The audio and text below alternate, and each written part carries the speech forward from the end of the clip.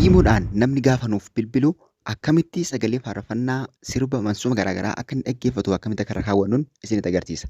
Viidiyoo kana laayikii gochuu akkasumas kaafamanii dabalama tiippii kana yeroo yerootti argattu kallattumaa isinitti agarsiisu.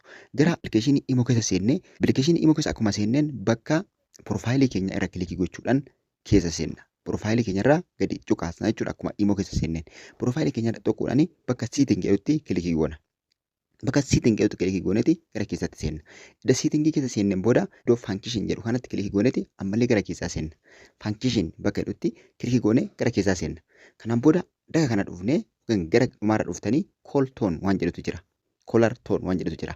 Kun namni tokko gaafa nu bilbilu sagalee akka inni dhaggeeffatu barbaanne irra keenya. Kana jechuun faarfannaa adda addaa sirba adda addaa waan jaallannu waan bilbila keenya keessaa qabnu jechuudha. Kun jala isaa akka argitanii namni isinii dawwalu kan inni dhaggeeffatu irra kaawwattu jedha. Irratti kilikii goonee gara keessaa seenna.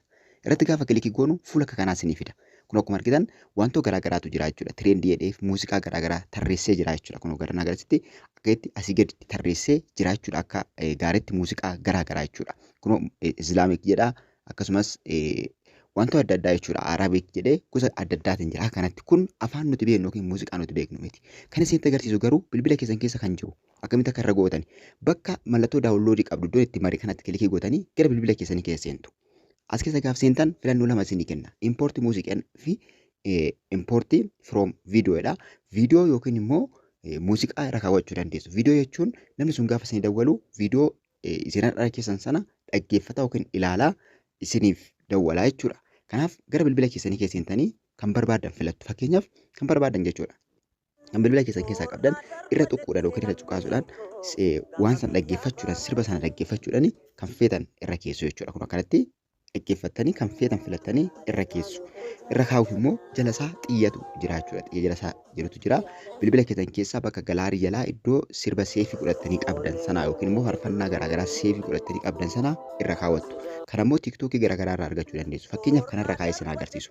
Jala isaa iddoo kanatti mallattoo xiyyaa kana kilikii gootu. Mallattoo xiyyaa kana gaafa isin kilikii gootan mallattoo xiyyaa kana gaafa kilikii isin gootan impoortii muuziqii jedhee taatilii barreessi isiniin jedha. Isin taatilii waan barbaadan jechuu dandeessu. Fakkeenyaaf acee jedhee haa barreessu. Waan barbaadan jettanii iddoo kanatti taatilii barreeffattu kanaan booda dan jettuun. Gaafa isin dan jettaniin akkanatti xiqqoo rooteetii godha jechuudha. Illee dura itti fayyadamaa waan tureef kan kiyya lama ta'ee jira jechuudha. Fakkeenyaaf impoortii istirii jala lamatu jira. Amma garuu jalqabaa irratti kilikii godha jechuudha. Keessan tokkuma waan ta'uuf akkanatti irra kilikii gootu edda impoortii gootaniin booda kanaan booda raayitii kanatti kilikii gootu. Raayitii irratti gaafa isin kilikii gootan xiqqoo rooteetii godhee akka fayyadamuu isin jalqabdan isiniif himaa jechuudha. Success isiniin jedha kun akkuma argitan jala kanatti kanaan booda baakii gootanii keessaa baatu jechuudha. Xumurtaa waan ta'eef akkanatti itti gargaaramaa viidiyoo kana laayikii akkasumas immoo sheerii waliif godhaa. Gaafii qabdan immoo koomentii irratti barreessaa. Nagaatti.